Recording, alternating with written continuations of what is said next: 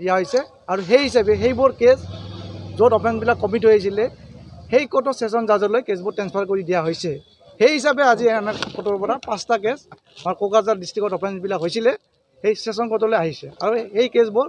session court কোকৰাঝাৰতে চলিব বুলি আশা কৰিছোঁ আজি আমি টোটেল 4টা কেছ আহিছে তাৰে ভিতৰত 35 জন আজি আসামী লৈ অহা হৈছে যেহেতু কেছবিলাক ইয়াতে চলিব আৰু সেই হিচাপে আশা কৰোঁ এই ডিষ্ট্ৰিক্টৰ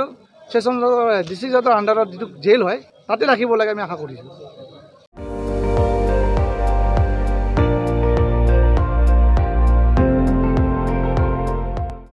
আপুনি চাই আছে ND24 সৰ্বশ্ৰেষ্ঠ নহয় সৰ্বোত্তমৰ দৌৰ